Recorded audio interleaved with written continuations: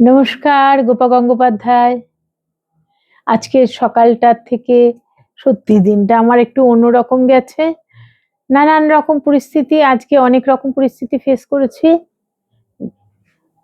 সে আর মানে আপনাদের সঙ্গে সবকিছু শেয়ার করে বলতে গেলে এবং মহাভারত হবে। তবে যে ব্যাপারটা আমার সবচেয়ে ভালো লাগার বিষয়, যে ব্যাপারটা আমার সবচেয়ে আনন্দদায়ক, আমি সোনারপুরের বাসিন্দা।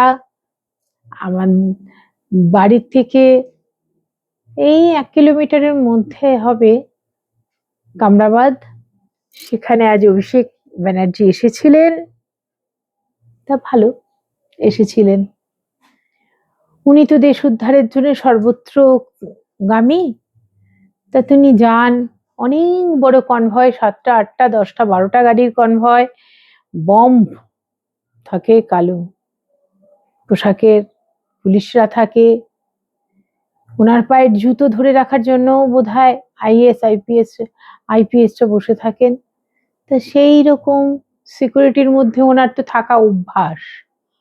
কিন্তু দুঃখের বিষয় আজকে যেটা, ওনার তো সিকিউরিটি সব কমে যাচ্ছে। 8-10টা সাধারণ যে সমস্ত সাংসদরা যে ধরনের সিকিউরিটি পান, এখন থেকে উনি তাই পাচ্ছেন। আজকে সিআইডি হানা দিয়েছিল অভিষেক ব্যানার্জির বাড়িতে। দরজা খোলেনি, তারপরে তাদের ফরমান দিতে কালীঘাটে গেছে। উনি বাড়ি ভাঙার ব্যাপারটায় বড্ড ডিলে করছেন। বাড়িটা ভাঙলে প্রাসাদের কিছু অংশ মানুষের চোখে পড়বে, দেখবে, ভালো লাগবে কালীঘাটের মানুষদের। আমরা তো দূরে থাকি, বয়স হয়ে গেছে, আমরা দেখতে পাবো না। যাই হোক, তো সব মিলিয়ে একটু ভালো লাগা ব্যাপারটা চলছিলই।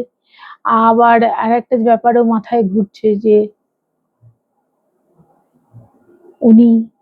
ওনার পিসি এত ক্রাইম করার পরেও এখনো কেন অ্যারেস্ট হচ্ছেন না?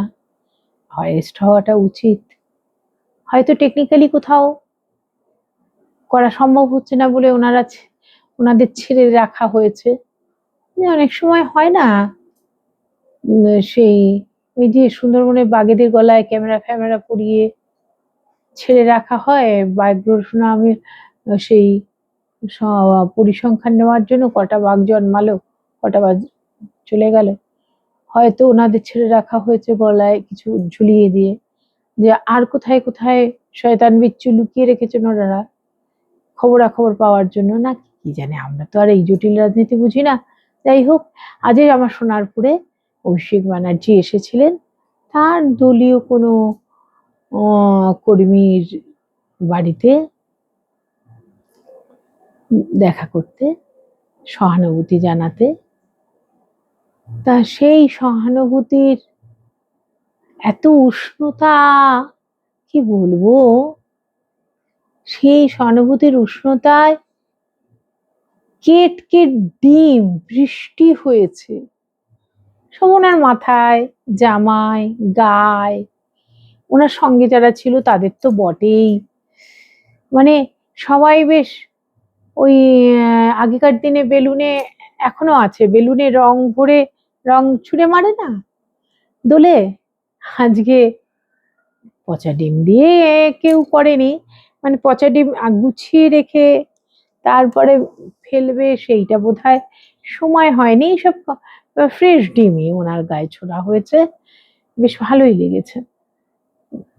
অত দামি জামা কাপড়, অত পোশাক, ঠাট ভাট, একে মারবো একে কাটবো, হিন্দু ঘরের মেয়েদের তুলে নিয়ে পার্টি অফিসে মধুচক্র চালাবো।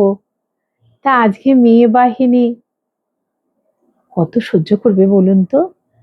ওনারা ভুলে যান যে দশভুজা জননীর যে ওনারাই দুর্গাঙ্গন করছেন, সেই দুর্গাঙ্গনের দুর্গা দশভুজা নারী, পুরুষ নয়। ওনারা এইসব ভুলে টুলে যান বলে আসলে ওনাদের বিদ্যা বুদ্ধির দৌড় তো বেশি নয়।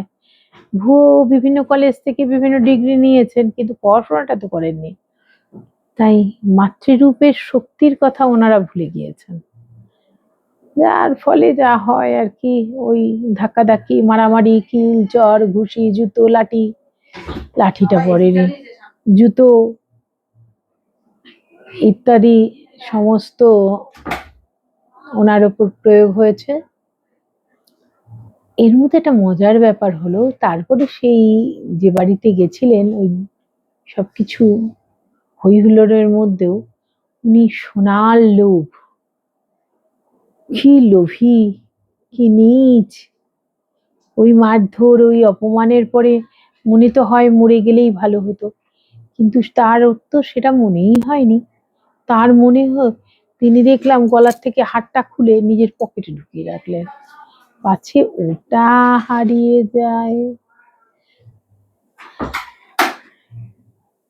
অথচ ওনার বউ দমদম এয়ারপোর্ট থেকে সোনার স্মাগলিং করে রুজিরা ব্যানার্জি, নারুলা রুজিরা ব্যানার্জি। কি আশ্চর্য কথা বলুন তো। যাই হোক, সব মিলিয়ে দিনটা আজকে টকঝাল মিষ্টি, ভীষণ একটা আনন্দ লাগা। অনেক তো অপমান করেছে, অনেক তো সহ্য করেছে মেয়েরা, অনেক লাঞ্ছনা, অনেক অনেক ব্যানার্জি পরিবার থেকে যা যা করেছে তার পাপের শেষ নেই, ঘোড়া উপচে পড়েছে। ব্যানার্জি প্রাক্তনের লাডলা আজ একটু কিছুটা অপমানিত হয়ে, আরে ভগবানের মার দুনিয়ার বার, ভগবানের মার দুনিয়ার বার, ভুলে গেলে চলবে না। উনি দক্ষিণেশ্বরে গিয়ে কালীঘাটে গিয়ে সেই হাতে প্রসাদী জল নিয়ে, চরণামৃত নিয়ে মুখে ঠেকিয়ে মা কালীর গায়ে ছুঁড়ে মেরেছিলেন মমতা ব্যানার্জি। নারী সত্যি জাগরণ। আবার আমাদের বিধায়িকা রূপা গঙ্গোপাধ্যায় স্টেটমেন্ট দিলেন যে আমি খবরটা পাওয়ার সঙ্গে সঙ্গে এসপি, ডিএম এদের সমস্ত ফোন করে করে পুলিশ ফোর্স না পাঠালে বেঁচে ফিরতে পারতো না। কারো কোল খালি হয়ে যাক এটা চাই না, মমতা ব্যানার্জি কোল খালি হোক এটা আমি চাই না, যে অবধি হয়েছে এটাই যথেষ্ট। ধোলাইয়ের নাম ধনঞ্জয়, নমস্কার, এই অবধি থাকলো এটা। কেমন লাগলো বলবেন, চ্যানেলটা একটু সাবস্ক্রাইব করুন। আর আপনাদের চ্যানেলটা আসেন না, মাঝে মাঝে দেখেন না, তখন মনে হয় যে আমার বলা কথাগুলো কিংবা আমার কবিতা আপনাদের ভালো লাগছে না, আমারও একটু মনটা খারাপ হয়ে যায়।